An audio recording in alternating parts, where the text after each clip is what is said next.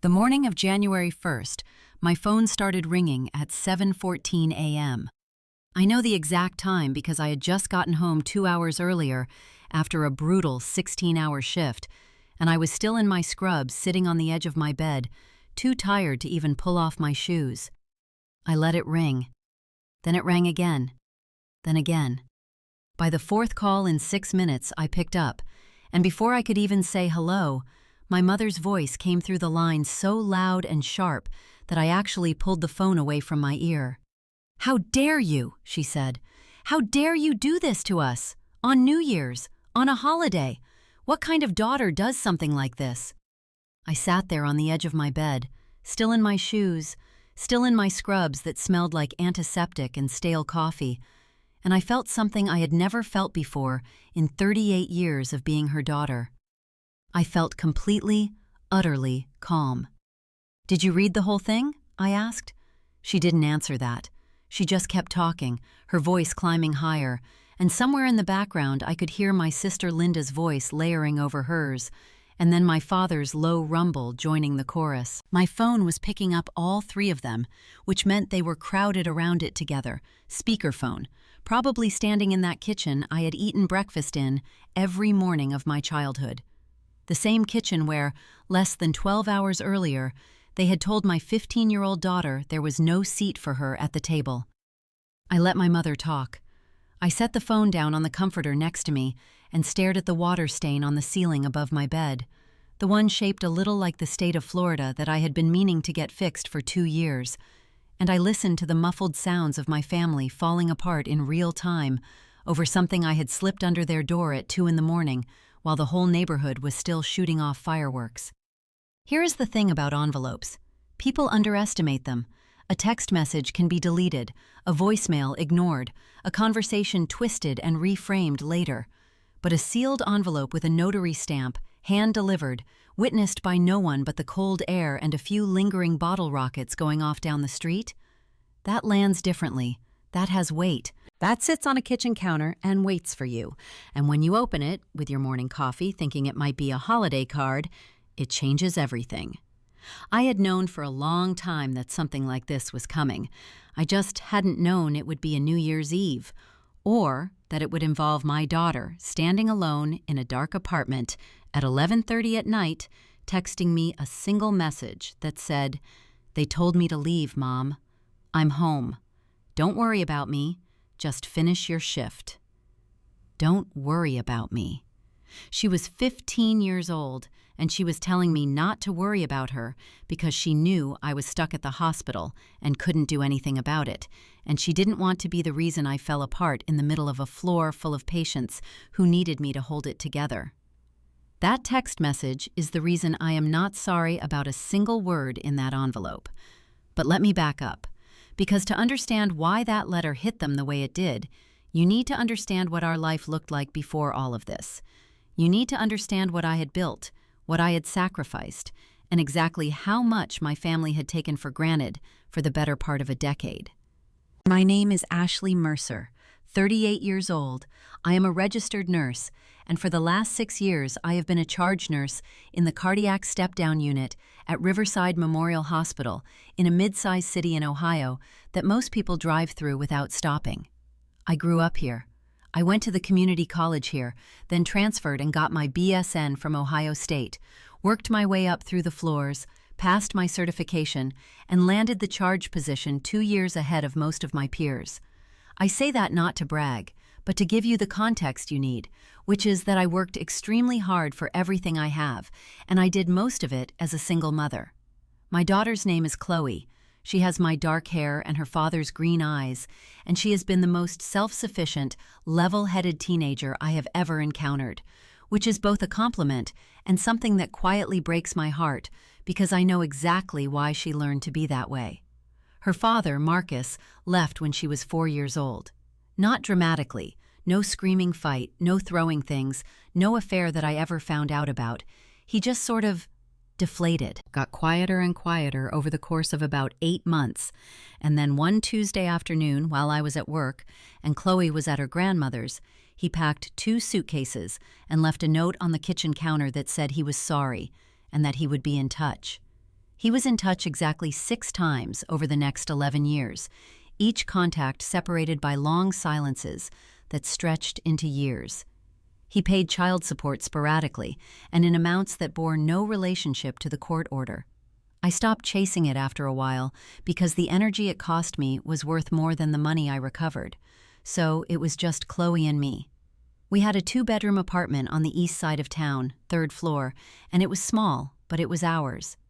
I had a little balcony where I kept tomato plants in the summer, and Chloe had a bedroom with a string of those little warm white LED lights around her window that made the whole room look like it was wrapped in a quiet glow when I checked on her at night. We had a routine that worked. I did every other weekend overnight and 2 weekday evenings, which meant my schedule was brutal but predictable. On my days off, I was completely present. We cooked together on Sunday afternoons. We watched bad reality television and made commentary like we were hosting our own podcast. We drove 40 minutes each way to the Good Farmers Market on Saturday mornings because Chloe had gotten obsessed with sourdough bread, and we had a running competition with ourselves to find the best loaf in the county. We were fine, more than fine. We had built something solid out of circumstances that could have easily gone the other way. My parents lived 12 minutes from my apartment. My mother, Karen Mercer, is 64 years old, retired from the school district where she worked as an administrative secretary for 27 years. My father, Dennis, is 67, recently retired from a regional manufacturing company where he spent his career in logistics. My younger sister, Linda, is 34 and lives with them. She moved back in 3 years ago after her second divorce and had never quite found her footing to move back out. She works part-time at a nail salon and spends most of her free time on her phone and in my parents' living room, which she has gradually colonized with her things until it looks more like her apartment than their house. For most of my adult life, I kept my relationship with my family functional. That is the most honest word I can use. Functional. We had Sunday dinners when my schedule allowed. I called my mother twice a week. I helped my father set up his new phone when he upgraded, helped my mother navigate her Medicare paperwork, drove Linda to a car appointment once when her car was in the shop. I showed up. That was always the deal with my family. You showed up, you contributed, you didn't make waves, and in return, you were included. What I didn't fully understand, or maybe what I understood but kept choosing not to examine too closely, was the fine print on that arrangement. The fine print that said the inclusion was conditional, that said Chloe and I were welcome as long as we were useful and undemanding and didn't require too much accommodation. I had been too busy working double shifts and raising a kid on my own to sit down and read that fine print carefully. New Year's Eve was when it finally got underlined in red for me. It started the way so many things start in families, with a dinner invitation that seemed perfectly normal on the surface. My mother called me on December 28th to let me know they were doing a New Year's Eve dinner. Nothing big, she said, just family. Dennis had gotten a prime rib at Costco. Linda was making her spinach dip. They'd have champagne at midnight. Did Chloe and I want to come? I told her I was scheduled for a double shift that night, 7 p.m. to 7 a.m., and that I couldn't make it, but that Chloe would love to come if they'd have her. There was a pause on the line, a small one. The kind of pause I had learned over 38 years meant my mother was deciding something. Of course, she said. Of course we'd love to have Chloe. I remember feeling relieved. I remember thinking how nice it was that my daughter would have somewhere to go on New Year's Eve, that she wouldn't be sitting alone in our apartment watching the ball drop on her laptop while I was stuck in the hospital. I remember thinking that this was exactly what family was for. I should have listened harder to that pause. I should have listened harder to that pause. But I didn't, because I was running on 4 hours of sleep and a 48-hour work week, and the particular kind of exhaustion that makes you just need things to be okay. I needed my daughter to have somewhere warm and safe and full of people on New Year's Eve. I needed that one thing to not be a problem I had to solve. So I heard my mother say, "Of course," and I let myself believe it. The next few days passed in the ordinary blur of the holiday week. I picked up extra hours on the 29th because one of my colleagues had a family emergency, which meant I was at the hospital until 9 at night and came home to find Chloe had made pasta for herself and was sitting at the kitchen table doing something on her laptop that she minimized when I walked in, which I pretended not to notice because she was 15 and was allowed to have things that were just hers. We ate the leftover pasta together, and she told me about a book she was reading for English class, and I told her about a patient who had sent the whole nursing floor a fruit basket and addressed it to the Angel Squad, and we laughed about that for longer than it probably warranted, because we were both a little punchy and tired, and it felt good to just laugh. On the 30th, I confirmed with Chloe that she was all set for New Year's Eve at my parents' house. I told her I'd drop her off before my shift started at 7, and my mom would bring her home whenever she was ready to leave. Chloe said, okay. She didn't say it with a lot of enthusiasm, which I noticed, but I filed it under teenager and moved on. You okay with this? I asked her. We were in the kitchen, and I was packing my hospital bag, doing the mental checklist I always did before a long shift. Yeah, it's fine, she said. She was leaning against the counter, eating an apple, scrolling through her phone. Grandma Karen's kind of a lot, but it's whatever. She just gets loud when she's excited, I said. Chloe looked up at me over her phone with an expression that was very gently, very politely skeptical. It was the same expression she had been giving me for 2 years, whenever I made excuses for my mother. And every time she did it, I felt a little flicker of something uncomfortable that I immediately covered over with practicality. I had things to do. I did not have time to sit down and unpack the full complexity of my mother's personality. It'll be fine, I said again, more to myself than to her. The morning of New Year's Eve, I woke up at 9 and did my usual pre-double shift routine. A big breakfast, a load of laundry, a careful review of my phone for anything that needed handling before I went dark for 16 hours. There was an email from my building's HOA about the parking lot resurfacing, scheduled for the second week of January. There was a text from my colleague Dana asking if I could cover part of her weekend shift in exchange for a Tuesday off, which I said yes to. There was a voicemail from my dentist reminding me about an appointment I had already rescheduled twice. Nothing from my mother, which was fine, normal. She didn't need to check in about a dinner she had already confirmed. I dropped Chloe off at 6:45. My parents' house is a beige, split-level on Weston Drive, with a 2-car garage and a front yard my father has kept obsessively neat for 30 years. There were lights up around the front windows. My mother put up the same lights every holiday season, the big, old-fashioned bulb kind in red and green.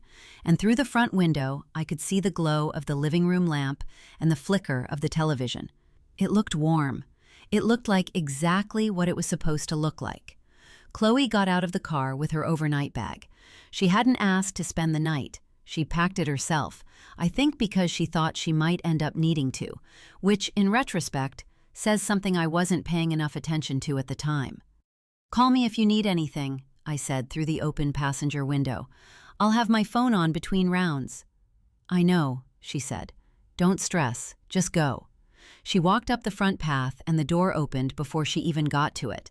My mother, in her holiday sweater, the red one with the little gold reindeer on it that she had owned for at least 15 years. She pulled Chloe into a hug that looked, from the outside, completely normal. Chloe disappeared inside. The door closed. I sat in the car for a moment longer than I needed to. I don't know what I was waiting for. Some feeling to resolve itself, maybe. I pulled away from the curb and drove to the hospital. My shift was the particular kind of difficult that happens on major holidays, which is to say it was both understaffed and overfull, with a specific flavor of New Year's Eve added on top. A 22-year-old who'd had too much to drink and gone into atrial fibrillation at a house party, 2 elderly patients whose families had brought them in rather than deal with potential emergencies over the holiday, and a transfer from the ICU who needed closer monitoring than we had staffing to comfortably provide. I went into the zone that I go into on those nights, the one where everything outside the unit stops existing. I was not a daughter. I was not a mother who was mildly uneasy about something she couldn't quite name. I was a charge nurse, and I had a floor to run. I checked my phone at 9:15 during a brief lull. Nothing from Chloe. Good. That meant things were fine. I checked again at 10:45. Still nothing. Still fine. At 11:50, I was in the middle of reviewing chart documentation at the nurse's station when my phone buzzed in my scrub pocket. I pulled it out, expecting a Happy New Year text from Dana or maybe from my friend Keisha, who sends elaborate group texts on every holiday. Instead, it was from Chloe. "They told me to leave, Mom. I'm home. Don't worry about me, just finish your shift." I read it twice.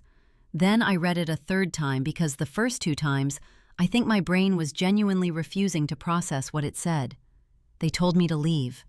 My 15-year-old daughter, on New Year's Eve, with 30 minutes left until midnight. I called her immediately. She picked up on the second ring and she sounded fine, or rather, she sounded the way Chloe always sounds when she is specifically trying to sound fine so that I won't worry. Her voice was even and calm and just a little too careful. "I'm home, I'm okay," she said before I could speak. "I'm watching the countdown online. It's really not a big deal." "Chloe, what happened?" A brief pause. "There was kind of a thing with the seating. Aunt Linda had people over. I don't know, her friend Melissa and Melissa's boyfriend, and Grandma Karen was saying there wasn't enough room, and it got a little weird, and they said I could go home and we could all get together another time."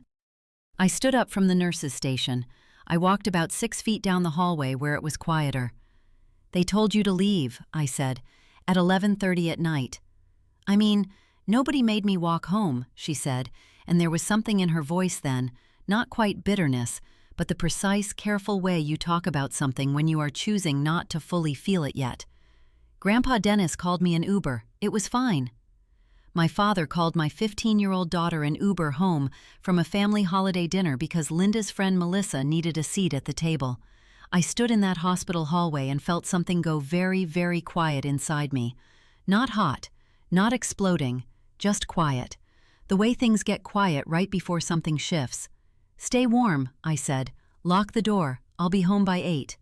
"Mom, I'm okay, really." "I know you are," I said. "I love you." I went back to the nurse's station. I finished my shift. I did not fall apart. I did not call my mother. I did not send a single text.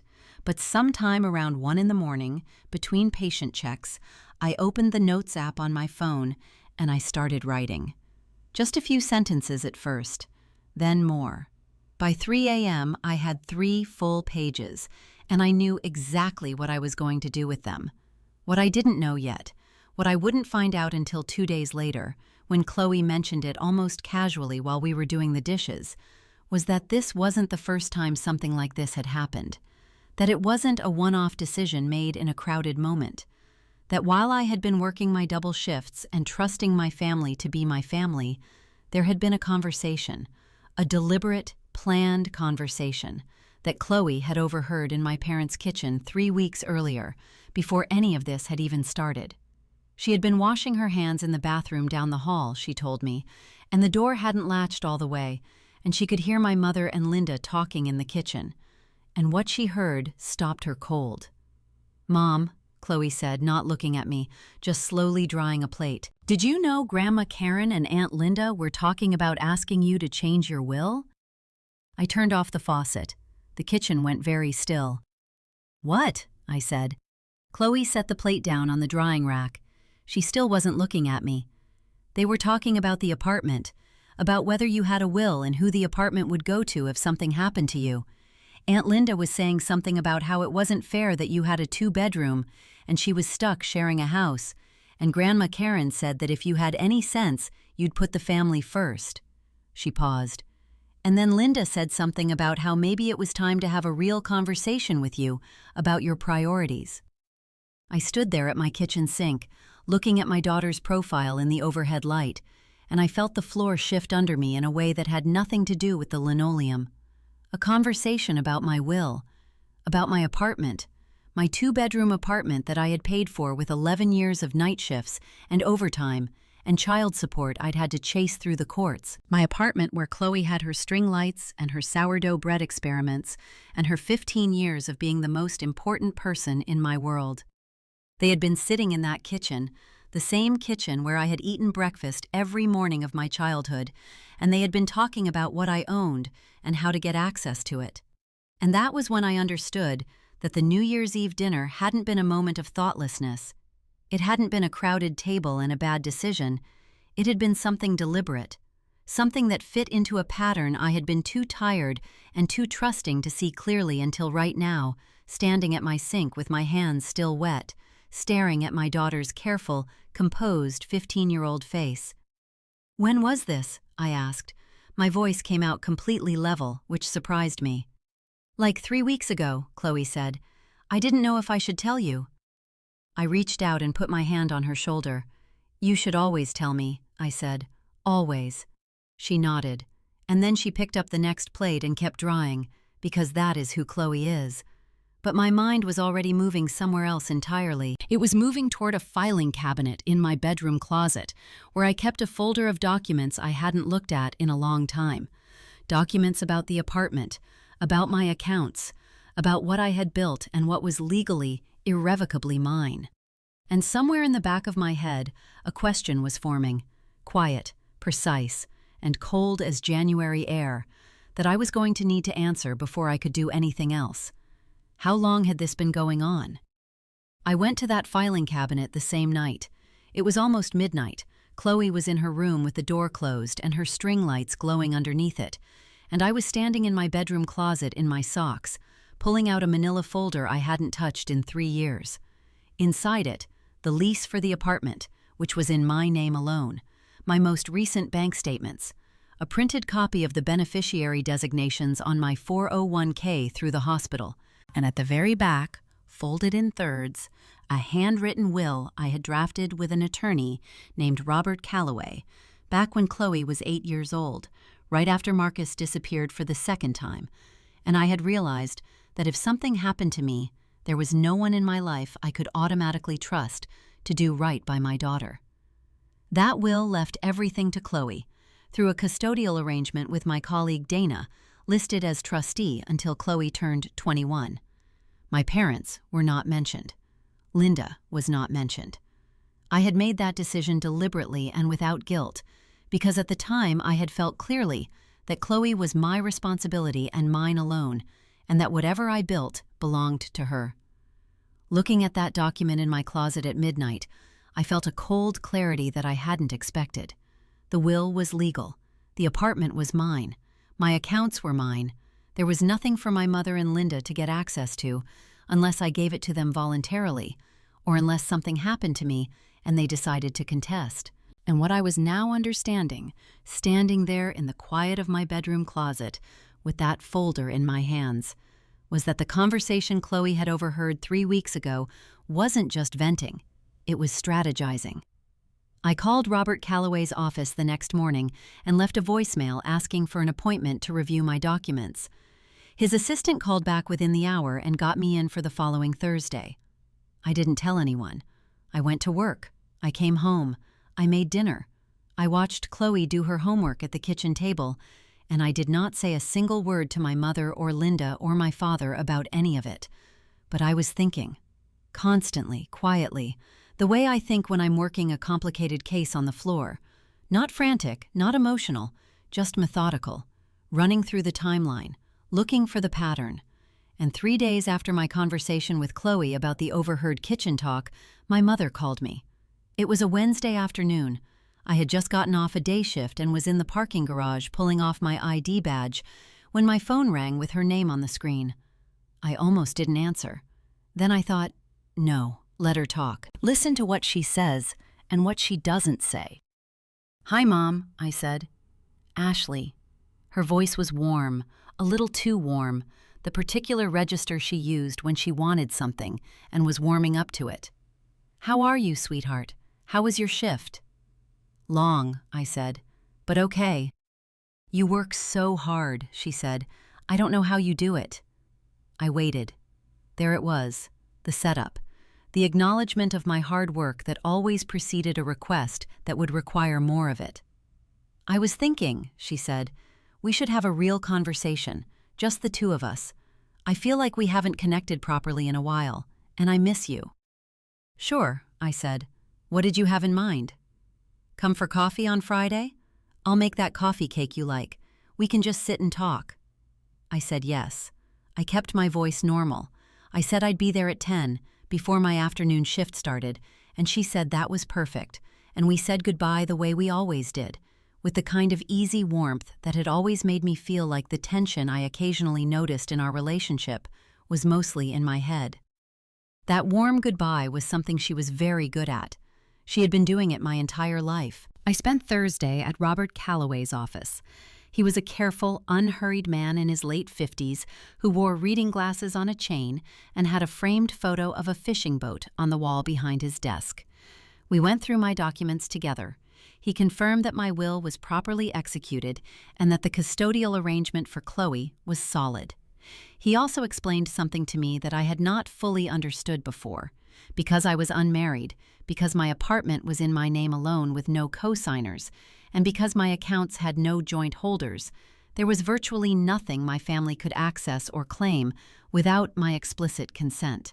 They had no legal standing. They were not owed anything.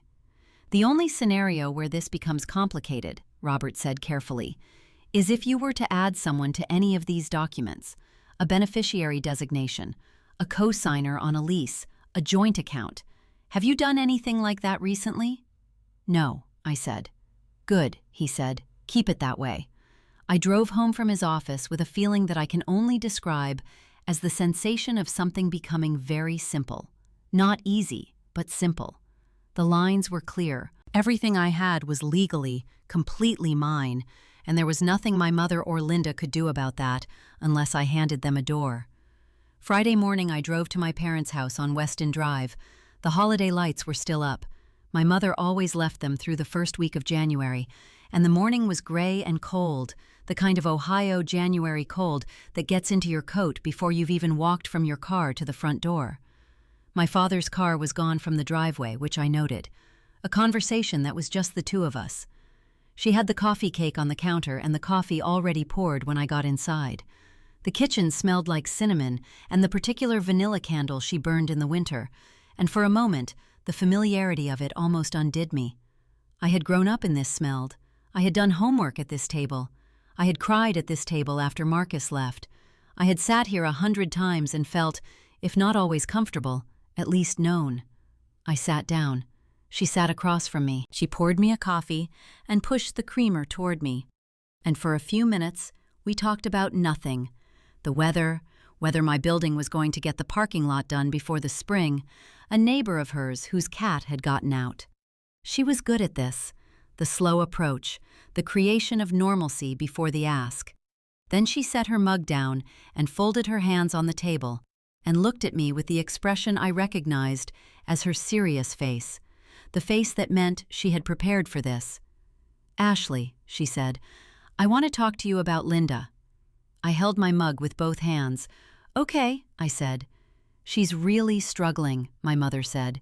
"You know how hard these last few years have been for her. 2 divorces, and she's been trying so hard to get back on her feet. But it's difficult when you're living in someone else's house, you know? She doesn't have her own space. She doesn't have any independence. And your father and I, we love having her, of course we do. But it's not a long-term solution." I nodded slowly. I was listening to the words and also listening beneath them, tracking where this was going. "The thing is," my mother continued, "Linda would really benefit from having her own place. Something small, a 1-bedroom, even a studio, somewhere that's hers. And she's been trying to save, but with the part-time work and the bills, it's just not coming together the way we'd hoped." She paused there. She picked up her coffee. She looked at me over the rim of the mug with an expression that was carefully arranged to communicate both love and hope. "We were wondering," she said, "if there was any way you could help, even just a short-term loan to cover a security deposit and first month's rent. Something to get her started. You could work out terms with her, whatever felt fair." I looked at my mother's hands wrapped around her coffee mug.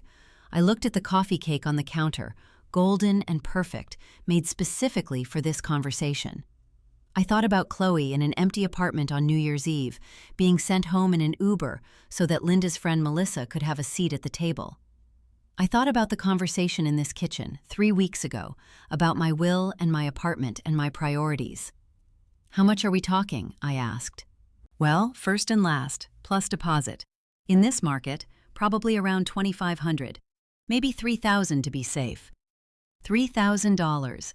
After sending my daughter home alone on New Year's Eve, after talking about my will in this kitchen like I was an obstacle to be managed. I set my mug down very carefully. "Mom," I said, "can I ask you something?" "Of course, sweetheart." "When you and Linda were talking in here a few weeks ago about my apartment and my will, was that before or after you decided to invite Chloe to New Year's dinner?" The silence that followed lasted about 4 seconds. I know because I counted them in my head. And in those 4 seconds, I watched my mother's face go through 3 distinct expressions: surprise, calculation, and then a settling into something that looked like controlled offense. "I don't know what you're talking about," she said. "Chloe overheard you," I said. I kept my voice completely level. She was in the bathroom down the hall. The door hadn't latched. Another silence. My mother set her mug down. She smoothed the front of her sweater with one hand, a gesture I had seen her make 10,000 times when she was regrouping. "That was a private conversation," she said finally. "I'm sure it was," I said, "but Chloe heard it, and now I'm asking you directly. Was the New Year's dinner invitation connected to the conversation you and Linda had about what I own?" My mother looked at me for a long moment, and then she did something I had not fully anticipated. She didn't deny it. She didn't get angry. She leaned back slightly in her chair, and her voice shifted into something softer, more explanatory, the tone she used when she had decided that the best defense was to make me feel that I was the unreasonable one. "Ashley," she said, "we're family. Everything we do because we're thinking about the family, about what's best for everyone.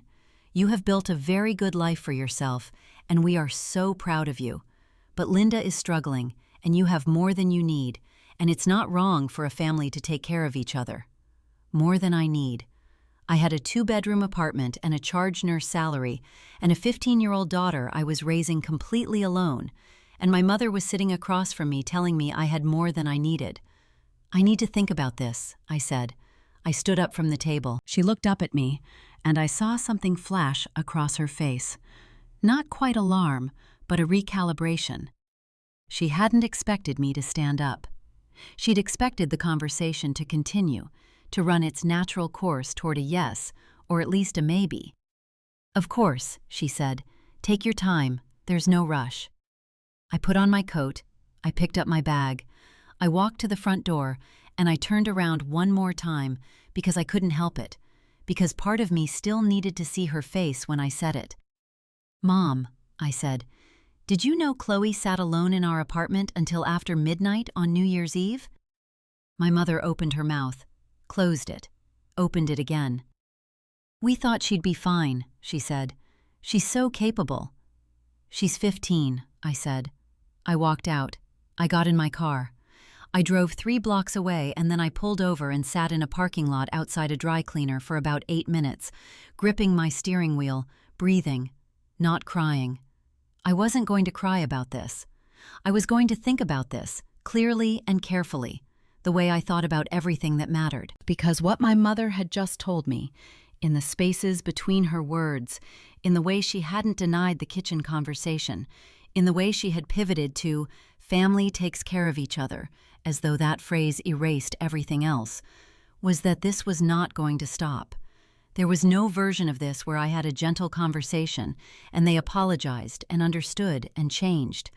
There was no version where I loaned Linda $3,000, and my mother stopped looking at my life as a resource to be managed. There was only the version where I decided clearly and finally what I was going to do. I pulled out my phone. I opened the Notes app. The 3 pages I had started writing at the hospital on New Year's Eve were still there, and I read through them once, and then I started adding to them. What I didn't know yet, what I was about to find out, was that the conversation with my mother on Friday morning was only the surface of it. That same afternoon, my colleague Dana texted me something that made my blood go cold all over again. A screenshot. Just 3 words in her message before the image. "Ash, look at this." It was a Facebook post, public, posted the night before by Linda, from her personal account that I didn't follow because we weren't Facebook friends, that Dana had found because someone in Dana's neighborhood had shared it. It was a long post. the kind people write when they're performing vulnerability for an audience. It talked about how hard Linda's life had been, about her divorces, about living with her parents at 34. And near the end, in a passage that made my vision go briefly white at the edges, it said, "My sister has a great job and a nice apartment, and she acts like she built it all herself, but family means sharing what you have. I just wish she understood that before it's too late." Before it's too late. I stared at those 4 words on my phone screen in the parking lot of that dry cleaner, and I understood, with a certainty that felt like stepping onto solid ground after a long time on ice, that this had never been about a dinner invitation or a crowded table or an impulsive decision on New Year's Eve. This had been building for a long time, and it was not finished building. I sat with that screenshot for a long time. Dana had sent it at 4:17 in the afternoon, and by the time I was done staring at it, it was almost 5. I was still in the parking lot outside the dry cleaner, 3 blocks from my parents' house, and the heat in my car had long since stopped being enough to keep out the January cold. My fingers were stiff. I hadn't moved. Before it's too late. I kept turning that phrase over, looking at it from different angles, trying to find an innocent interpretation, and failing every time. Before it's too late could mean before I spent all my money, before I got sick, before I made some legal decision that locked them out permanently. It was a threat dressed up as concern, and it had been posted publicly on a platform where my mother's church friends and my father's former co-workers and people I had grown up with could read it and form opinions about who I was as a sister and a daughter. I texted Dana back, "How many people have shared it?" She replied in less than a minute. "At least 14 that I can see. Melissa Crane shared it, you know, Linda's friend from the nail salon, and some of those people have like 400 followers each." Melissa Crane, Linda's friend Melissa, the same Melissa whose presence at the New Year's Eve table had, apparently, been more important than my daughter's. The same Melissa who had now helped amplify my sister's public performance of victimhood to an audience that had no idea what had actually happened. I called Dana. She picked up immediately. "I'm so sorry," she said. "I almost didn't send it because I didn't want to ruin your day, but then I thought you needed to know." "No, you were right to tell me," I said. "I needed to know." "Are you okay?" "I'm thinking," I said. Dana knew me well enough to understand that this was not the same as fine, but also that I was not in a place where I wanted to be talked through my feelings. She said, "Call me if you need anything," and I said I would, and we hung up. I drove home. I made dinner. I did not call Linda. I did not call my mother.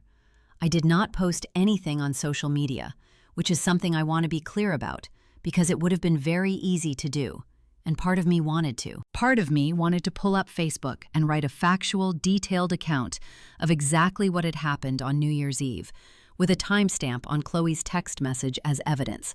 But that was not the move. That was the emotional move, the reactive move, and I had learned a long time ago, on a hospital floor where people's lives depended on me not making reactive decisions, that the emotional move and the right move are very rarely the same thing. Instead, I called Robert Calloway's office and left a second voicemail. I told his assistant, when she called back the following morning, that I had an additional matter I needed to discuss. Something about a public statement made by a family member. She got me a phone consultation for the next day. Robert was characteristically calm on the phone. I read him the post. He was quiet for a moment. "The phrase, 'before it's too late,'" he said. "In context, that's vague enough that it would be difficult to characterize as a direct threat. But combined with the conversation your daughter overheard about your will and your property, it does establish a pattern of intent that's worth documenting." "What do you mean by documenting?" I asked. "Screenshot it, save it with a timestamp, and email it to yourself so there's a dated record," he said. "If this escalates, and I want to be clear, I'm not saying it will, but if it does, you want a paper trail that shows this behavior predates any action you take, so that it can't be framed as retaliation." I had already done the screenshot. I emailed it to myself while he was still talking. "Is there anything else I should be doing right now?" I asked. "Keep your documents in order," he said. "Don't make any changes to your accounts or your will in the next few weeks. Not because you shouldn't, but because timing matters. And if anyone asks you for money, get it in writing. If you feel any pressure that rises to the level of harassment, you call me." I thanked him and hung up, and I sat at my kitchen table with my laptop open and my coffee going cold, and I thought about the word he had used. Escalates. As if this were a situation with a trajectory, a predictable arc, a next step that was coming whether I was ready for it or not. I did not have to wait long to find out what that next step looked like. It was the following Tuesday evening. Chloe was at a friend's house doing a group project, which meant I was alone in the apartment when my phone rang. I looked at the screen. Linda, not my mother. Linda calling me directly, which she almost never did. We didn't have the kind of relationship where we called each other. We had the kind of relationship where we coexisted at family dinners and communicated primarily through our mother as an intermediary. Linda calling me directly meant someone had decided that the intermediary approach wasn't working fast enough. I answered, "Hey, Linda." "Hey." Her voice was different than I expected. Not aggressive, not performing. Tired. Actually, tired. In a way that caught me off guard because I was braced for a fight. "Do you have a few minutes?" "Sure," I said. "I wanted to talk to you," she said. "About everything. I think there's been some misunderstanding. About the dinner, about a lot of things." I sat down at the kitchen table. I kept my voice neutral. "Okay, I'm listening." "The New Year's thing," she said. "I know it looked bad. I know Chloe ended up going home, and I know that wasn't great. But Mom made the call, Ashley. I want you to know that. It wasn't me who said there wasn't room. I didn't even know Melissa was bringing her boyfriend until he showed up at the door." I registered this carefully. It was a very specific kind of statement, one that offered me something that felt like an apology, while also redirecting blame entirely onto our mother. I didn't say anything yet. "And the Facebook post," Linda continued. "I know you saw it. Dana probably sent it to you, right?" I figured. "I want you to know that I wrote that when I was upset, and I've been thinking about deleting it." "Thinking about it," I said. "Yeah," a pause. "I will delete it. I wanted to talk to you first, because I feel like you've been pulling away, and I don't want things to be weird between us. We're sisters." We're sisters. 3 years of living in my parents' house, 3 years of watching me work double shifts and raise Chloe alone without once offering to help, and now, we're sisters. "Linda," I said, "can I ask you something directly?" "Yeah, of course." "Were you part of the conversation in Mom's kitchen about 3 weeks before New Year's, about my apartment and my will?" Silence. Not a short silence, a long one, the kind that has texture to it, the kind where you can almost hear someone deciding how much of the truth is safe to tell. "Mom brought it up," she said finally. "I didn't start it." "But you were part of it." "I mean, yeah, I was there. But it wasn't like some conspiracy, Ashley. Mom was just talking about the future, about what happens to people's stuff when things change. She does that. You know how she is." "I do know how she is," I said. "What I didn't know was that you were sitting in that kitchen talking about my property like it was something to be planned around." "That's not what it was." "Chloe heard you," I said. "She heard Linda saying it wasn't fair that I had a 2-bedroom and you were stuck sharing a house. She heard Mom saying I should put the family first. Those aren't just abstract future planning conversations, Linda. Those are conversations about my stuff and how to get access to it." Another silence. When Linda spoke again, her voice had shifted. The tired, conciliatory tone was still there, but underneath it, something had tightened. "You've always acted like what you have is completely separate from this family," she said. "Like you built everything in a vacuum, and nobody ever helped you." "Who helped me?" I asked. I kept my voice level, but I felt my grip on the phone tighten. "Give me a specific example. One time someone from this family helped me in a way that made a material difference." The silence this time was different. It was the silence of someone who has made a claim and cannot back it up. "Mom watched Chloe sometimes," she said finally. "Occasionally," I said, "when it was convenient for her. Not when I was on a double shift and actually needed coverage. Not when Chloe was sick, and I had to call in anyway because there was no one else. Not on New Year's Eve. Ashley, I'm not trying to fight with you, I said, and I meant it, which was the strange thing. I genuinely was not angry in the explosive way. I was cold and clear and completely sure of what I was saying. I'm just answering your question honestly. Nobody helped me build what I have.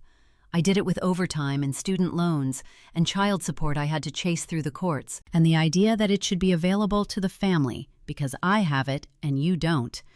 I need you to understand that I am not going to accept that framing. A very long pause. So you're not going to help me, she said, with the deposit, with getting my own place. Not right now, I said. Fine. Her voice had gone flat. The tiredness was gone, replaced by something cooler. I guess that's your choice. It is, I said. She hung up. I set my phone down on the table and looked at the middle distance for a minute, at nothing in particular, just processing. The call had gone almost exactly the way I had expected it to go, the pivot from conciliation to blame, the reframing of my refusal as selfishness, the quiet withdrawal of the friendly overture the moment it became clear it wasn't going to produce results.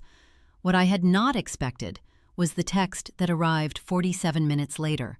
Not from Linda, from my father. Dennis Mercer did not text. He had a flip phone until 3 years ago and still typed with 2 fingers and considered a text message a formal communication requiring proper punctuation. In 12 years of adult life, I could count on one hand the number of texts he had sent me. So when his name appeared on my screen with a message preview, my stomach dropped before I even read the full thing. Ashley, your mother and I need to meet with you this week. There are things that need to be discussed as a family. This is serious. Please don't make us ask twice. I read it 3 times. Don't make us ask twice. In 38 years, my father had never said anything like that to me. He was not a man who made ultimatums. He was a man who deferred to my mother in most things and occasionally stepped in when he felt something had gone too far, always gently, always with the specific goal of smoothing things over. This was not that. This was my father, who had called my daughter an Uber home from a New Year's dinner, now delivering a summons on behalf of the family. I understood in that moment that Linda's phone call had not been a genuine attempt at reconciliation. It had been reconnaissance. She had called to find out where I stood, what I knew, and whether I was going to be cooperative. And when she reported back that I wasn't, my father had been deployed. I typed back, I can do Thursday evening after 6. I hit send. Then I put my phone face down on the table and went to start a load of laundry, because there was nothing else to do right now except wait. And I have never been good at waiting, without doing something with my hands.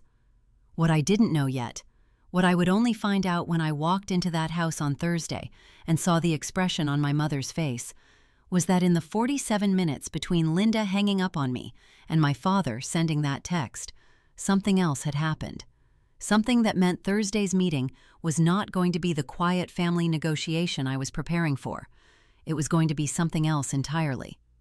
Thursday came the way bad things always do, quietly, with perfectly ordinary weather. I drove to Weston Drive at 6:15, parked at the curb, and sat in the car for a moment looking at the house. Same beige split level, same bare front yard, the holiday lights finally taken down, the brackets still screwed into the trim above the windows. My father's car was in the driveway. Linda's was parked on the street. A third car I didn't recognize was pulled up behind Linda's, a silver Honda Accord with a bumper sticker from a church I'd never heard of. Someone else was in there. I almost drove away. I want to be honest about that. There was a real moment, sitting at that curb with my hands on the wheel and the heat blowing against the windshield, where everything in me said, "Don't go in. You know what this is now. You don't have to walk into it." But the part of me that had been walking into difficult rooms for a decade, the part that had learned to function on 3 hours of sleep and still make clean decisions, that part said, "Go. See it clearly. Know exactly what you're dealing with." I got out of the car. My mother opened the door before I knocked, which meant she'd been watching. She was in her good cardigan, the burgundy one she wore for serious occasions, and her hair was done in a way that meant she'd prepared. Behind her in the living room, I could see my father sitting in his usual armchair, and Linda on the couch, and next to Linda, sitting very upright with a legal pad on her knee, was a woman I had never seen before in my life. She was somewhere in her late 50s, with reading glasses pushed up on her head, and the kind of composed, neutral expression that professionals wear when they've been hired to be in the room. "Ashley," my mother said, and stepped back to let me in. I walked in. I took off my coat. I looked at the woman with the legal pad, and I said evenly, "I don't think we've met." "This is Patricia," my mother said. "She's a family mediator. We thought it might help to have someone neutral present." I stood in the doorway between the entryway and the living room, and I understood in one complete, crystalline moment what had happened. Linda's phone call hadn't been reconnaissance. It had been a stall. They had used the time between Tuesday and Thursday to find and hire a mediator, someone who would give the appearance of neutrality while sitting in their house, on their couch, at their invitation, with their framing of the situation already established before I walked through the door. They had lawyered up, or the closest thing to it that didn't require an actual lawyer. I sat down in the armchair across from my father. I looked at Patricia. "How long have you been working with my family?" I asked. "We spoke on the phone twice," she said. "I want to be clear that I'm here as a neutral third party, not as an advocate for anyone in particular." "Who contacted you?" I asked. A brief pause. "Your mother reached out." "And who's paying for your time today?" Another pause. "Your parents have arranged that." I nodded slowly. I looked at my mother. "Okay," I said. "What did you want to talk about?" What followed was the longest 2 hours of my adult life. My mother talked first, in her careful, wounded voice, about how the family had been feeling disconnected, about how Linda was struggling and needed support, about how families were supposed to come together in hard times, not pull apart. She used the word together 9 times. I counted, because counting kept me grounded. Patricia nodded occasionally and asked clarifying questions in the measured tone of someone who was absolutely professionally neutral in the way that a scale is neutral, as long as you've already decided what you're putting on one side of it. Then Linda talked. She talked about her divorces and her living situation and how isolated she felt. She talked about how it seemed like I had pulled away from the family over the years, how Chloe barely knew her grandparents, how this distance wasn't good for anyone. She did not mention the New Year's Eve dinner. She did not mention the Facebook post. She did not mention the conversation about my will that her niece had overheard in this very kitchen. My father said almost nothing, which was its own kind of statement. When Patricia turned to me and asked how I was feeling about everything I had heard, I took a breath. I looked at her legal pad, where she had been writing things down, and I said, "I'd like to know if anyone in this room is going to acknowledge that my 15-year-old daughter was sent home alone on New Year's Eve." The room got very quiet. "That was unfortunate," my mother said, "but Chloe is a very capable—" "She's 15, I said, for the second time, in the same flat, final tone I had used the first time, at her front door, a week and a half ago. "She is 15 years old. She texted me at 11:50 to tell me she was going home, so that I wouldn't worry. While I was working a 16-hour shift, she was protecting me from the fact that her family had just sent her away." Patricia made a note. I watched her write and felt something cold and clear move through me like water. "I also want to note," I said, "that 3 weeks before that dinner, my daughter overheard a conversation in this kitchen about my property and my will, about whether it was fair that I had a 2-bedroom apartment and Linda was living here. I want to be very clear that I am aware that conversation happened, and I am aware of what was said." The silence this time was different. It was the silence of people recalibrating, figuring out how much I knew and how I knew it, and what that changed. My mother looked at Linda. Linda looked at her hands. My father looked at the middle distance with the expression of a man who has been dragged into something he doesn't fully understand and cannot find the exit from. "We were just talking," Linda said finally. "People talk." "People do," I said. And then a few weeks later, there's a dinner invitation, and then there's a request for $3,000, and then there's a Facebook post telling my neighbors and your nail salon friends that I don't understand what family means. I kept my voice completely even. I'm just connecting the timeline. Patricia cleared her throat. Ashley, I wonder if it might be helpful to focus on what everyone needs going forward, rather than— Patricia, I said, and I looked at her directly. I respect that you're here to help, but I want you to understand something. I came to this house tonight because my father sent me a text telling me not to make them ask twice. I walked in to find a professional mediator that my mother hired and my parents are paying for, sitting in their house, having already spoken to their side of this situation before I arrived.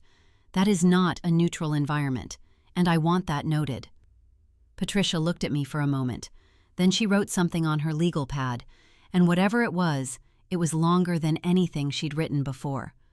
I drove home at 9:15. Chloe was asleep. She had school in the morning, and the apartment was quiet, just the hum of the refrigerator and the distant sound of a car on the street below. I sat at the kitchen table in my coat for a long time without turning on any extra lights. The overhead fixture was off. The only light was from the range hood above the stove, the small one I always left on at night, and it made everything in the kitchen look amber and distant and a little unreal. I was trying to locate myself. That is the only way I know how to describe what I was doing. I was trying to find the part of me that knew what to do next, and I couldn't find it. For the first time since New Year's Eve, the clarity I had been carrying around like a lantern felt like it had gone dim. I was tired in a way that had nothing to do with sleep. I was tired of being the person who stayed calm, tired of thinking 3 moves ahead, tired of being the one who held everything together while the people around me treated the fact that I held things together as proof that I didn't need anything from them. I thought about Chloe drying that plate in the kitchen, telling me what she'd overheard with the careful, composed voice she'd learned because I'd needed her to be okay. I thought about her packing an overnight bag for New Year's Eve because something in her had known. 15 years old, and she had already learned to prepare for being sent away. And I felt something break open in my chest that I had been holding closed since the moment I read her text message at 11:50 on New Year's Eve. I put my head down on the kitchen table, and I cried. Not the kind of crying that's about sadness exactly, the kind that's about exhaustion and recognition, the specific grief of finally seeing something clearly that you've been half seeing for years and spending enormous energy not fully seeing. My mother had never been going to be the mother I needed.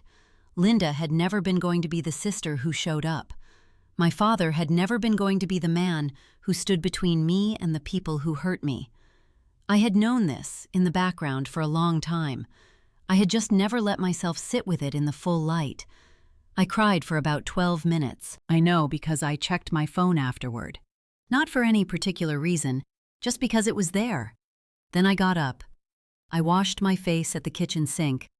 I looked at my reflection in the dark window above the sink, blurry and indistinct, the way you look in glass at night. And I made a decision that I had been edging toward for 2 weeks, but hadn't quite reached until that moment. I was done managing this quietly. I was done with the careful voice and the level tone and the strategic patience. Not because those things were wrong. They had been exactly right for getting me to this point, for building a paper trail, for understanding clearly what I was dealing with. But the quiet phase was over. It was time to move. I went to my bedroom. I opened the filing cabinet in the closet. I pulled out the folder with my documents. And then I sat on the edge of my bed, and I called Dana. It was 9:47. She answered on the 3rd ring, slightly groggy but alert, because Dana had been a nurse for 14 years and could go from sleep to functional in about 45 seconds flat. "Talk to me," she said. I told her about the meeting, about Patricia and the legal pad, and the way my mother had said unfortunate about Chloe being sent home alone. I told her about the silence when I brought up the will conversation. I told her that I had sat at my kitchen table in my coat and cried for 12 minutes, and that I was done. "Done how?" Dana asked. "Done letting them set the terms," I said. "I've been reactive. I've been waiting for them to do something I can respond to. That's not working. So what are you going to do? I looked at the folder in my lap, at the documents Robert Calloway had helped me understand were completely, legally mine, at the handwritten will that left everything to Chloe, at the lease with only my name on it. I'm going to make something they can't undo, I said, and I'm going to do it before they figure out what I'm planning. There was a pause on the line. Then Dana said, "What do you need from me?" And that, the simplicity of that question, the absence of hesitation, was the thing that steadied me. Not a mediator hired by my mother, not a family dinner with careful seating arrangements. Just Dana, on the phone at 9:47 on a Thursday night, asking what I needed without any conditions attached. "I need a witness," I said, "and I need you to be available this weekend." "I'm available," she said. I set the phone down. I opened my laptop. I pulled up Robert Calloway's email and started typing. It was time to stop preparing and start moving. And what I was about to put in motion, what I had been quietly, carefully building toward since that text message at 11:50 on New Year's Eve, was going to be the kind of thing that couldn't be smoothed over in a living room with a mediator and a legal pad. There was a sealed envelope in my future, and a notary stamp, and a cold walk up a front path at 2 in the morning while the neighborhood was still noisy with fireworks. And when they opened it, I already knew what they were going to do. They were going to shout so loudly the whole building could hear them. Robert Calloway's assistant called me back Friday morning at 8:42, and by 9:15 I had an appointment for the following Monday. I wrote it in my paper planner with a pen, not my phone. There was something about making it physical, making it ink on paper, that felt important, like I was anchoring the plan to something real. The weekend was quiet in the way that weekends are quiet when you're waiting for something. Chloe had a school project she was finishing, spread across the kitchen table in the particular organized chaos she preferred. Colored index cards, 3 different highlighters, her laptop open to 3 browser tabs at once. I made soup on Saturday afternoon, the chicken and wild rice kind that took 2 hours and made the whole apartment smell like something good. I stood at the stove and stirred and watched Chloe work and tried not to let the thinking show on my face. She looked up at me once, around 4 in the afternoon, and said, "You have your problem face on." "What's my problem face?" "Like you're doing a calculation," she said. "Your eyes go kind of flat. It's not a bad thing. You just look like you're running numbers." I looked at her across the kitchen. She had a green highlighter behind her ear and a coffee mug with a picture of a sloth on it that she'd gotten at a school fundraiser. She was 15 years old, and she could read me better than anyone alive. "I'm figuring some things out," I said, "about Grandma Karen and Aunt Linda." I didn't answer immediately. I tapped the spoon on the edge of the pot and set it on the rest. "Yeah," I said finally, "about that." Chloe nodded slowly. She capped her highlighter. She looked at the kitchen table for a moment, at her index cards, and then she looked back up at me. "Mom," she said, "you know I didn't tell you about what I overheard in their kitchen because I wanted you to do something, right? I told you because I thought you should know. But I don't want this to become a whole thing where everything blows up, and then I feel like it's my fault." I crossed the kitchen and sat down across from her. "It is not your fault," I said. "None of this is your fault. You didn't start this. You were sent home alone on New Year's Eve. You were 15 in an empty apartment at midnight because your aunt's friend needed a seat. That is not something you caused." She held my gaze. "I know," she said, but her voice was careful in the way it got when she was managing something she hadn't fully processed yet, and I recognized it because I had been hearing that voice her whole life, and I had spent too long calling it maturity when what it actually was a kid learning not to need too much. "I'm not going to do anything that makes your life harder," I said. "I promise you that. Whatever I do, I'm doing it to make things clearer, not messier." She nodded again. She uncapped her highlighter and went back to her index cards, and I went back to the soup, and we didn't talk about it again that afternoon. But something had shifted in the room, something small and important, the understanding between us that this was real, that I was moving, and that she knew it. Sunday night I could not sleep. I lay in my bed at 2 in the morning with the ceiling above me and the hum of the radiator and the orange glow of the streetlight through the curtain gap, and I did the thing I was not supposed to do, which was let my mind go somewhere unguarded. I thought about my mother's kitchen and the smell of cinnamon and vanilla candle and the coffee cake she had made specifically for the conversation about Linda's security deposit. I thought about the word unfortunate and the way she had deployed it, light and smooth, like a stone skipped across the surface of water, just enough contact to feel like acknowledgement, not enough to actually land anywhere. I thought about Patricia with her legal pad and her professional neutral expression, and I thought about the fact that my parents had called a mediator before they'd called me to apologize. Before anyone in that house had picked up a phone and said, "We are sorry that Chloe sat alone in your apartment on New Year's Eve. We are sorry that we made our granddaughter feel like an inconvenience." I thought about how that apology had never come, not in any form, not even a small one dressed up as something else. And I thought about what that meant.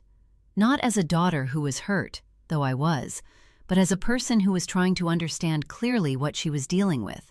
It meant they did not think they had done anything wrong. Or they knew they had, and they didn't care enough to say so. Either way, the outcome was identical.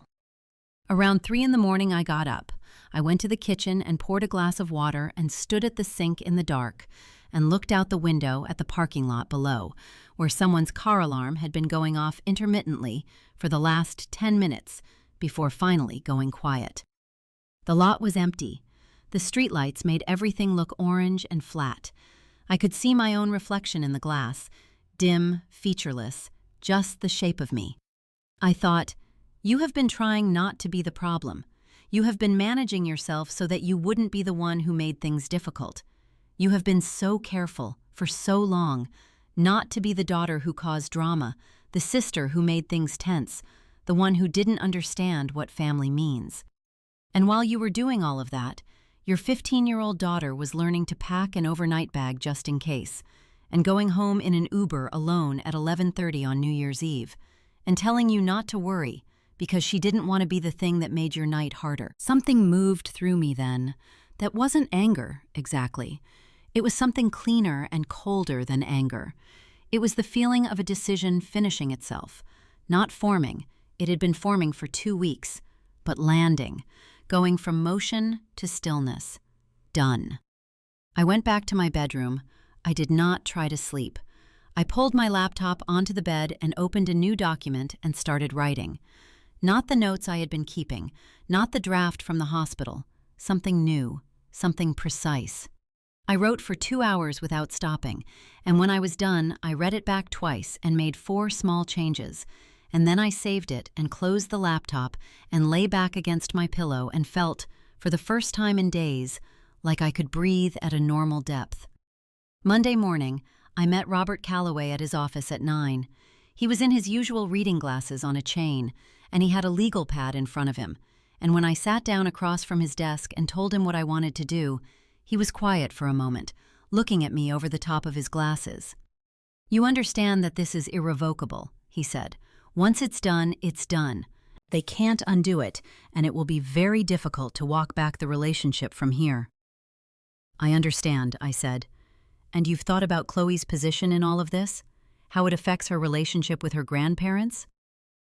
"Chloe's relationship with her grandparents," I said, "is already what it is. She packed an overnight bag to go to a family dinner because some part of her already knew she might need to be ready to leave. I didn't teach her that. They did. I'm not protecting a relationship that is already doing damage." He looked at me for another moment, and then he nodded, and he picked up his pen. "All right," he said. "Let's go through it." We went through it, all of it, every line. I asked questions and he answered them, and by the time I left his office at 10:45, I had a clear understanding of exactly what I was going to do and exactly what it would mean. I also had an appointment for Wednesday afternoon with his notary, and a list of 3 things I needed to bring with me. I drove home in the January gray, and I did not feel triumphant or relieved or any of the things you might expect after 2 weeks of this particular kind of grinding, exhausting clarity. I felt sober, the way you feel after you have made a decision that is completely right and also completely costly, and you are holding both of those things at the same time without flinching. I texted Dana from the parking lot of my building. Wednesday afternoon, are you still available? She replied in under a minute, already blocked it off. I sat in the car for a moment with my phone in my hand, looking at those 5 words. Already blocked it off.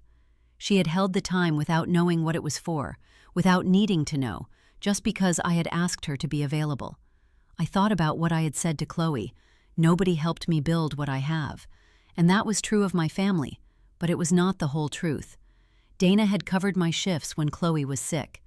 Dana had sent me a screenshot of a Facebook post because she thought I needed to know. Dana was blocking off a Wednesday afternoon because I had said I needed a witness. The people who actually show up, I thought, are almost never the ones you expected to. I went upstairs. I made coffee. I sat at the kitchen table with my laptop and the folder from my filing cabinet, and I started getting everything in order. There were specific documents I needed printed, and specific language Robert had given me, and a specific sequence that mattered. I worked through the afternoon with the focus I usually reserved for the worst nights on the floor, the kind of focus that closes everything else out and leaves only the task. Chloe came home at 3:30 and dropped her backpack by the door and came into the kitchen and looked at the table full of papers and said, "You're doing the thing." "What thing?" "The thing where you organize everything into piles and then you act like the piles are totally normal and you're not in the middle of something major." I looked at my piles. They were, objectively, quite organized. "I have an appointment Wednesday," I said. "I'm just getting ready." She poured herself a glass of juice and leaned against the counter. "Is it going to be okay?" she asked. I looked up at her. "Yes," I said, and I meant it, which was the thing that surprised me a little, not because I was trying to reassure her, but because I actually believed it. Whatever came next, whatever the fallout was, whatever my mother said and Linda posted and my father sent in careful 2-fingered texts, on the other side of it, things were going to be clearer. The lines were going to be drawn in a way that couldn't be redrawn, and that was going to be okay. Chloe nodded. She took her juice to her room. I turned back to my papers. Wednesday was 2 days away, and what I was about to put into motion, what I had been quietly, carefully, irrevocably moving toward, was going to arrive on the morning of January 1st in a sealed envelope under a front door on Weston Drive, and it was going to be the kind of thing that made people shout so loudly the whole building could hear them. But that was still 2 days ahead. For now, there were piles on my kitchen table, and a list of 3 things to bring to a notary, and a daughter in the next room with string lights around her window, and the particular, grounded quiet of a person who has finally decided to stop waiting and start moving. I picked up my pen. I got back to work. Wednesday arrived gray and cold, the kind of Ohio January day that makes the sky look like a ceiling pressed down too low. I was up at 6, dressed by 6:30, and sitting at the kitchen table with my folder and my coffee by the time Chloe's alarm went off down the hall. She came out in her school clothes, hair still damp, and looked at the folder and then at me. "Today's the day?" she asked. "Today's the day," I said. She poured cereal into a bowl and sat across from me, and we ate breakfast together without talking much, which was one of the things I loved most about her, that she understood the difference between silence that needed to be filled and silence that needed to be respected. When she left for school, she paused at the door and said, "Call me if you need anything," which was what I always said to her, and I felt something move through my chest at hearing it in her voice. "I will," I said. "Have a good day." Dana met me at Robert Calloway's office at 2 in the afternoon. She was already in the parking lot when I pulled in, leaning against her car in her blue peacoat, scrolling her phone. She looked up when she saw me and put her phone in her pocket without ceremony. That was Dana. No performance, no drama, just presence. "Ready?" she said. "Yeah," I said. We went inside together. The notary's name was Gloria, a compact woman in her 60s with silver-framed glasses and the efficient manner of someone who had witnessed 10,000 important moments without being personally affected by any of them. She sat across from Robert's conference table with her stamp and her log, and she verified my ID and Dana's, and then she witnessed me sign 3 documents that I had read so many times I could have recited them from memory.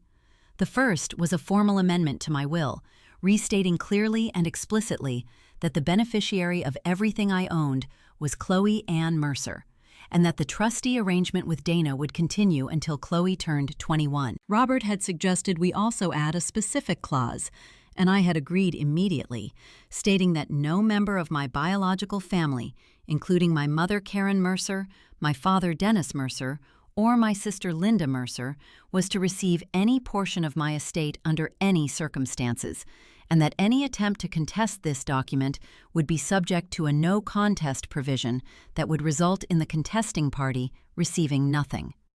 That clause had cost me an extra $200 in legal drafting fees. It was the best $200 I had ever spent. The second document was a letter of instruction for my bank, formally removing my mother as the emergency contact on my accounts, a designation she had been on since I first opened the account at 22 years old and had never thought to update. She had no legal access, no joint holding, nothing she could actually do with that contact designation, but it was there, and I wanted it gone. I wanted every single thread that connected my financial life to hers cut cleanly. The third document was the one Robert had called a letter of notification. It was not a legal instrument, strictly speaking. It had no binding power. It was, as he had explained it to me, simply a formal written statement of my intentions and my understanding of the situation, religious to the relevant parties for the record. It was the kind of document that mattered if things ever got further complicated, if there was ever a question of whether I had been clear, whether I had communicated, whether I had given fair notice before acting. Robert had helped me with the language. I had written the substance. Gloria stamped and witnessed it. When I walked out of that office at 3:15 with a manila envelope under my arm and Dana beside me, I felt the particular weight of something finished. Not light, not triumphant, just done, in the way that things are done when they cost something real. "You okay?" Dana asked in the parking lot. "I think so," I said. "Yeah," she nodded. "You want company tonight?" "No," I said. "I need to do the last part alone." She understood. She gave me a brief, firm hug, the kind that communicates everything without requiring words, and got in her car, and I got in mine, and I drove home through the gray January afternoon to wait for midnight. I had chosen New Year's Eve deliberately, not for drama. I want to be clear about that, because it would be easy to read it as a gesture, as theater, as me picking a date for its symbolic weight, but that was not why. I chose it because my shift had ended that morning and I had the night off, which meant I was awake and present and not running on 4 hours of sleep and adrenaline. I chose it because the neighborhood would be loud and distracted, and no one would notice a woman walking up a front path at 2 in the morning. And I chose it because that date had already been marked, permanently, by what had happened to my daughter in that house, and I wanted the envelope to arrive on the anniversary of it. Not to punish, to be precise, to say, "I remember exactly when this happened, and I want you to know that I do." The hours between 3:30 and 2 in the morning were the longest I can remember. I made dinner. I watched something on television that I cannot recall. I checked on Chloe, who had come home at 4 and was studying and seemed fine, and I did not tell her what was in the envelope or exactly what I had done. I told her the appointment had gone well and that things were handled, and that she didn't need to worry. She accepted this with the same quiet trust she had always given me, and I held that trust like something fragile and important all the way through the evening. At 1:45 in the morning, with the neighborhood still crackling with distant fireworks, I put on my coat and my boots, and I drove to Weston Drive. The house was mostly dark. The living room light was still on. My parents stayed up for midnight on New Year's Eve every year, had done so my entire life, champagne in the good glasses, and the television turned to the Times Square countdown. The light in the living room window was warm and yellow through the curtains. It looked exactly like it had always looked on this night, every year, my whole life. I parked half a block down. I walked up the sidewalk in the cold, my breath making small clouds in the air, a bottle rocket going off somewhere 2 streets over with a sharp crack and a trailing whistle. The envelope was in my coat pocket. I had sealed it myself, carefully, and I had written my mother's name on the front in my regular handwriting. Not dramatic, not all capitals, just her name. I walked up the front path. The porch light was off. The only illumination was the street lamp at the corner and the thin glow from the living room curtains. My boots made almost no sound on the path. I crouched at the front door and slid the envelope through the gap at the bottom, the way you can on a lot of older doors where the weather stripping has worn down and there's just enough space. I had checked that gap the last time I was here, on Friday morning, standing at the door putting my coat on. I had filed that detail away without knowing exactly why. The envelope went through cleanly. I heard it land on the hardwood inside with a small, soft sound. I stood up. I stood there on the front porch for maybe 5 seconds, looking at the closed door, at the peeling paint on the lower corner I had noticed every time I came here for 30 years, at the welcome mat that said "Home" in block letters, worn at the edges. Then I turned around and walked back down the front path to my car and drove home. Chloe was asleep. The apartment was quiet. I took off my coat and my boots, and I went to bed, and I slept. I actually slept, deeper and more completely than I had in weeks, until my phone started ringing at 7:14 in the morning. I already told you how that went. My mother's voice, sharp and high, before I could say hello. "How dare you? How dare you do this to us?" What I haven't told you yet is what was actually inside that envelope, because I think it matters. I think it matters a lot.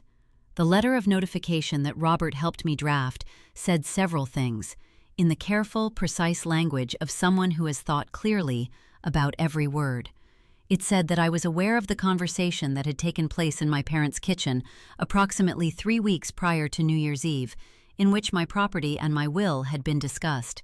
It said that I had consulted with my attorney and had taken steps to ensure that my estate was formally and irrevocably designated to my daughter, with a no-contest provision that would legally invalidate any future challenge. It said that I was formally withdrawing from any financial relationship with my family of origin, including but not limited to loans, gifts, emergency assistance, or any arrangement in which my resources might be accessed by my parents or my sister. It said that I wished them no harm and bore no malice, but that the events of the past several weeks had made it clear to me that the relationship I had believed we had was not the relationship we actually had. And it said one more thing at the end, in my own words rather than Robert's, a single paragraph that I had written at my kitchen table at 3 in the morning 2 weeks ago and had not changed since because it came out right the first time. It said, "On New Year's Eve, while I was working a 16-hour shift, my 15-year-old daughter sat alone in our apartment after being sent home from your house because there wasn't enough room at the table. She texted me not to worry because she knew I couldn't leave my patients and she didn't want to be the reason I fell apart. She is 15 years old, and she has learned to do that because of the way this family has treated both of us for a very long time. I am not writing this letter to punish you. I am writing it because I want there to be a clear record of why things are the way they are now, and because I want you to have it in writing, in a form that cannot be misremembered or reframed. What you do with this information is your choice. What I do with mine, I have already decided." That was what they opened on January 1st. That was what made my mother shout so loudly the whole building could hear her. When I picked up the phone at 7:14 and heard her voice, I was prepared for anger. What I was not prepared for, what caught me completely off guard, landing somewhere behind my sternum in a way that I had to work to keep off my face, even though I was alone in my bedroom, was the thing she said about 40 seconds into the call, after the "how dare you" and the "on a holiday" and the "what kind of daughter," when she finally ran out of those and her voice cracked slightly, and she said something I had never heard her say in 38 years. She said, "I didn't think you'd actually do it." Not, "I didn't do anything wrong." Not, "You're overreacting." Not, "This is a misunderstanding." I didn't think you'd actually do it. I sat on the edge of my bed in my scrubs, and I held the phone, and I felt the full weight of that sentence settle over me. Because what it meant What it revealed, in the way that people reveal things when they're too caught off guard to stay strategic, was that she had known. She had known there was something to be done. She had known I was aware of what had been said in that kitchen, aware of the pattern, aware of what New Year's Eve had actually been. And she had calculated, as she had calculated my entire life, that I would absorb it, that I would be upset and maybe distant for a while, and then I would come back, because I always came back, because that was what I did. She had been wrong, and the thing that had broken through her composure, the thing that had stripped away the "how dare you" performance and left something raw and unguarded underneath, was not anger at me. It was genuine, undefended shock that I had stopped being predictable. I let my mother talk for another 2 minutes. I listened to Linda's voice in the background and my father's low rumble, and the three of them crowded around the speakerphone in that kitchen I had eaten breakfast in every morning of my childhood. And then, when there was a brief gap in the noise, I said the only thing I had planned to say. "Did you read the whole thing?"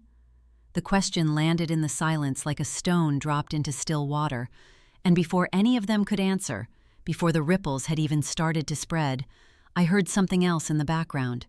A neighbor's voice, sharp and carrying, coming from what sounded like the hallway outside their apartment door, and I understood that the shouting had been loud enough to travel, loud enough to reach people who had nothing to do with any of this, loud enough to make the building aware that something was happening on the first morning of the new year inside that house on Weston Drive.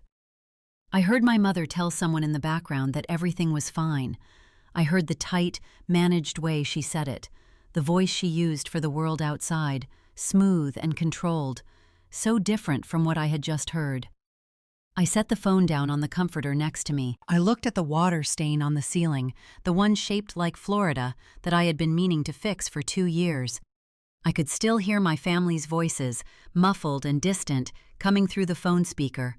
And I felt, for the first time since 11:50 on New Year's Eve, like the ground under me was completely, finally solid. They weren't finished, I knew that.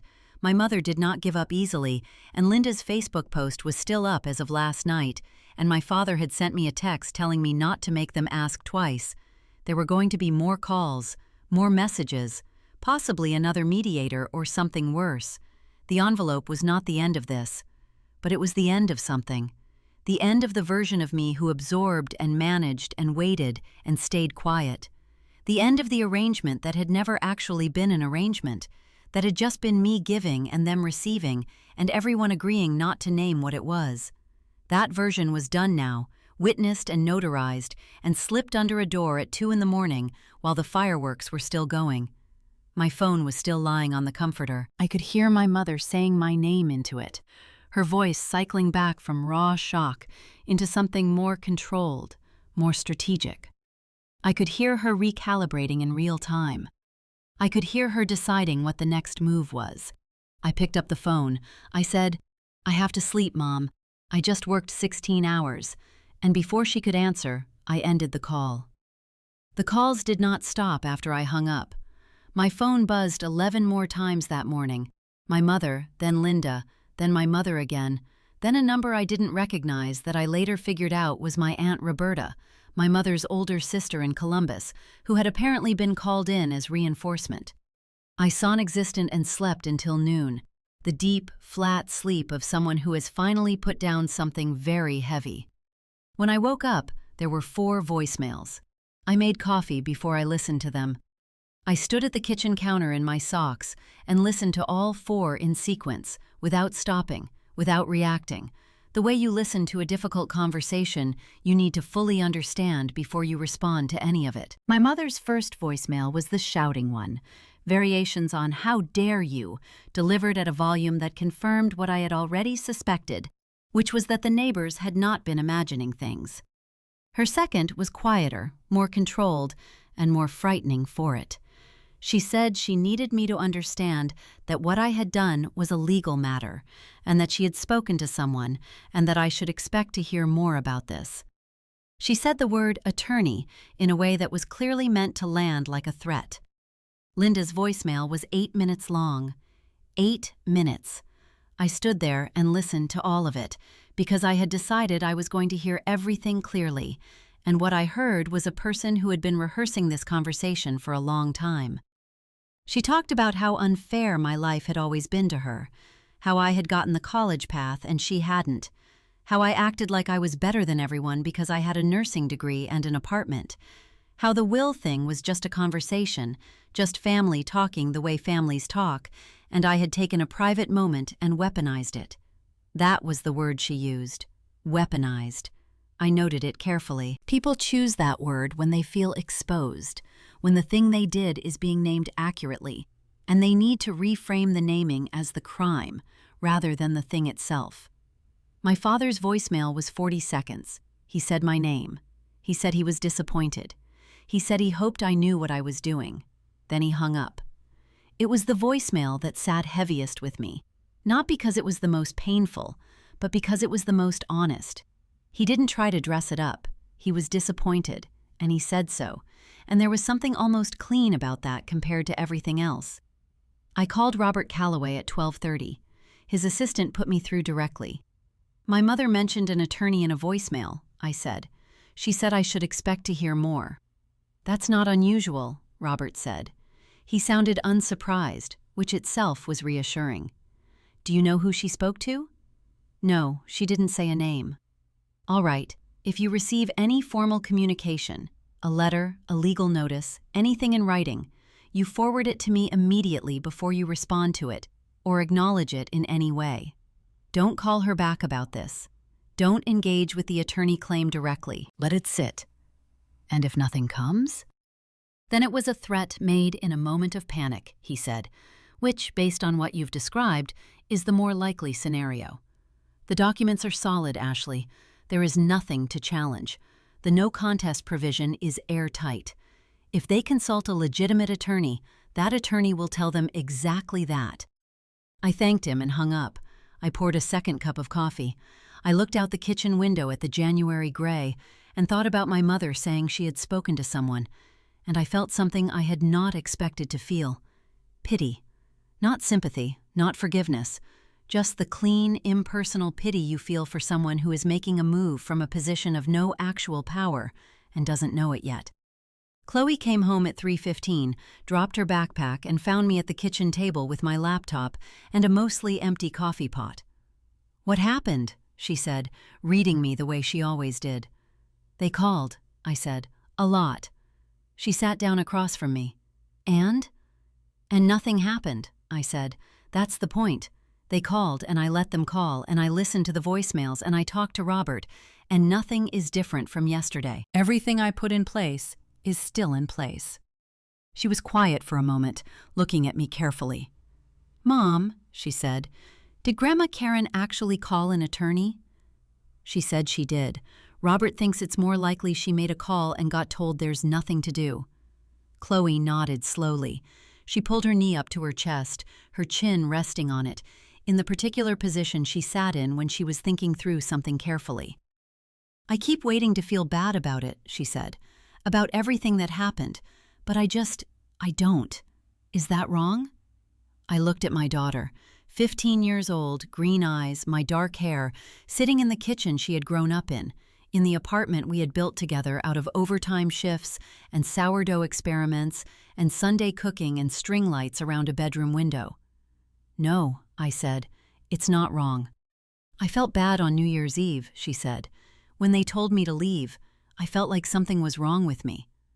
"There was nothing wrong with you. I know that now." She unfolded herself from the chair. "I'm going to make pasta. Do you want pasta?" I said yes. She got up and went to the stove, and I closed my laptop, and we made dinner together in the small, warm kitchen, and I thought, this is what I was protecting, this exact thing right here. The formal letter from my mother's attorney arrived 11 days later. It was, as Robert had predicted, not much. A one-page document from a general practice attorney in a suburb north of the city, stating that my mother wished to contest the characterization of events in my letter of notification and requesting that I cease any further formal communication of this nature. There was no legal claim, no challenge to the will, no filing of any kind, just a letter that said, essentially, She didn't like what I had written and wanted me to stop. I scanned it and emailed it to Robert within 10 minutes of opening it. He called me back in the afternoon. "This is a demand letter with no legal teeth," he said. "There's nothing here to respond to formally. You can ignore it entirely, or if you want to send a response that closes the loop, I can draft 2 sentences." "Draft the 2 sentences," I said. The response Robert sent on my behalf said that I had received the letter and noted its contents, and that I had no further communication planned at this time. That was it. 2 sentences. Sent certified mail, return receipt. The return receipt came back signed by my father's hand. I recognized his deliberate, careful signature, and I filed it in the folder with everything else and closed the cabinet. That was the last formal contact. My mother called twice more in the following week, left voicemails that I listened to and did not return, and then the calls stopped. Linda deleted the Facebook post. I know because Dana checked. But she posted a vaguer, shorter one the following week that didn't name me directly, but said something about how some people only care about themselves when it's convenient. I screenshotted it, emailed it to myself, and did not engage. My father texted me once more, about 3 weeks after New Year's. It said, "I hope you know this door is always open." I read it 3 times, looking for the subtext, looking for the angle, and then I decided to take it at face value because he was my father, and because 40 seconds of honest disappointment in a voicemail had been more real to me than anything else that had come out of that house in the last month. I texted back, "I know, Dad." Nothing more. He replied with a single thumbs-up emoji, which, given that he typed with 2 fingers, represented a significant emotional investment. And I felt something quiet and sad move through me that I let move through without trying to stop it. The grief was real. I want to be honest about that, because it would be a cleaner story if there were no grief, if the clarity I had found meant the loss didn't hurt. But it did hurt. There were nights, in the weeks that followed, when I lay in my bed and thought about the kitchen on Weston Drive and the smell of cinnamon and vanilla candle, and I missed something that I had never fully had, which is its own particular kind of grief. You grieve the thing you thought you had. You grieve the version of the family that existed in your hope of them, the one that was always just slightly out of reach, the one you kept trying to get to by working harder and showing up more and not making waves. That version was gone now, and I had been the one to finally let it go, and both of those things were true at the same time. But grief is not the same as regret. I want to be clear about that too. March came, and with it the particular tentative warmth of Ohio, beginning to remember that spring exists. I repotted my tomato plants on the balcony. Chloe started a new sourdough batch, and this one, finally, had the crust she'd been chasing for 2 months, the crackling, blistered kind that sounds hollow when you tap it. We drove to the farmer's market on a Saturday morning that was cold enough to need a coat, but bright enough to make the cold feel optional, and we found a loaf from a vendor we'd never tried before, and Chloe declared it the best in the county, which meant our personal competition now had a new benchmark to beat. In April, I got a call from the hospital's nursing leadership about a position that had opened up, a unit manager role, 1 step above charge nurse, with a salary that would have seemed impossible to me 10 years ago when I was doing my clinical rotations and eating ramen twice a week to afford textbooks. I sat in the conversation with my unit director, and I felt, the whole time, like I was occupying my life completely, not managing it, not surviving it, actually in it, fully present, with nothing leaking out the sides into anxiety about things I couldn't control. I took the job.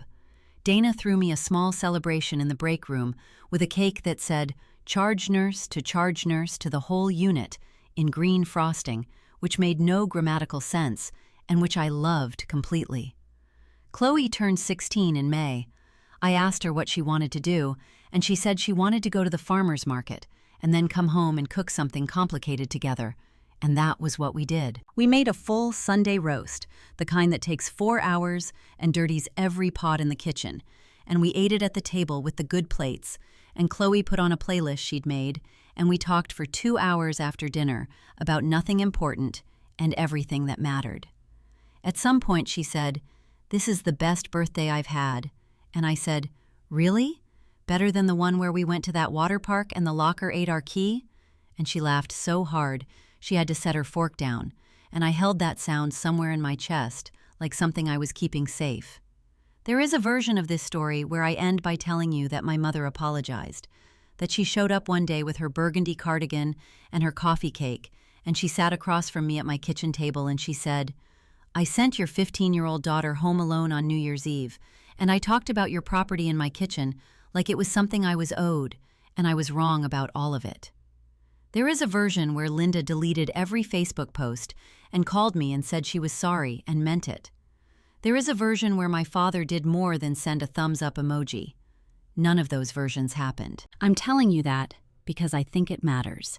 Because I think the stories we tell ourselves about families, about how if you just handle it right, if you're clear enough, firm enough, fair enough, those stories often end in a reconciliation that makes it feel like the lesson was about communication.